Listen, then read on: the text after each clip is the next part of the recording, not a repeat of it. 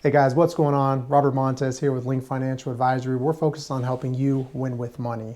In today's video, I want to give you an economic outlook for what is ahead of us in 2023 and some perspective on where we see the market going. This is probably the most common question I've been getting asked recently, and I think the reason for it is just because 2022 was not an easy year in the market. We saw equities finish down about 19% year over year, and we saw bonds finish down about 12.5%. What makes this so unique is that both being down the way they were, this has never happened going back to 1926. This was the first time where we saw both equities and bonds have double-digit dips. So I'm going to go through what caused that here in a sec, but I'm going to give you the answer to where we see the market going. Short answer, 2023, first half of the year is probably going to be tough. Second half of the year, probably going to be better. Here's why. There was three main culprits that led to 2022 being a tough year. Those things were inflation, zero COVID policy in China, and the war between Russia and Ukraine. When we look at each one of those three things individually, we see that they're probably going to continue to affect the market for the next 6 months, but start turning from headwinds into tailwinds as we get towards the end of the year. Let's look at inflation. Inflation, highest it's been in the past 40 years. Americans were really shocked by this. If you look at 2019, so the last real year we had before going into COVID, the 10 years prior to that, inflation had been sitting steady, averaging about 1.76%.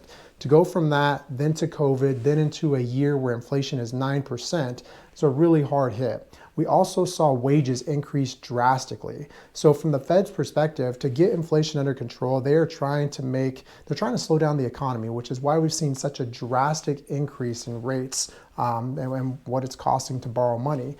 To make this worse, right as that was happening, interest rates were the lowest they've pretty much ever been, but their duration was high, meaning that a drastic change in rates quickly would devastate bond portfolios, and that's exactly what we saw happen. So as we move into the second half of 2023, the good news is that the Fed will ultimately get that under control as they continue to put pressure onto businesses and to individuals.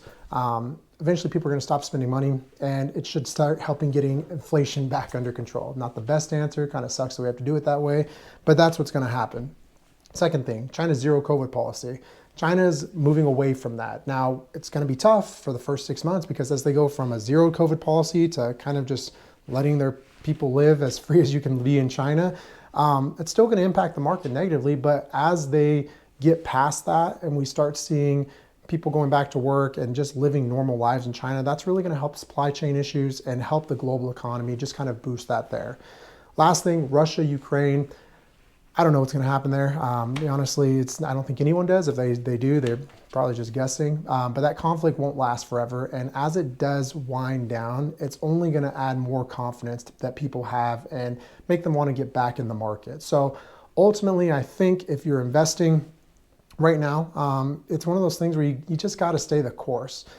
It's hard. No one likes seeing their portfolio down. But we've seen this over and over again where it's the people who stay the course during the downturns in the market that are the ones that benefit the biggest as the market does start to recover. And if you wait for the market to start looking better, oftentimes you've missed the window already because typically as the market recovers, it's pretty drastic. So I hope that answered some questions, and it wasn't just me rambling, but that's some perspective, some things that we're seeing. Let me know if you agree, disagree. If you have questions, feel free to reach out. And if there's anything we can do to help you with your finances or helping you put together a plan, just help you feel more confident and know that you've got someone in your corner there to help you, please don't hesitate to reach out to myself or to someone on our team. Thank you so much, guys. Appreciate it. God bless and have a great day.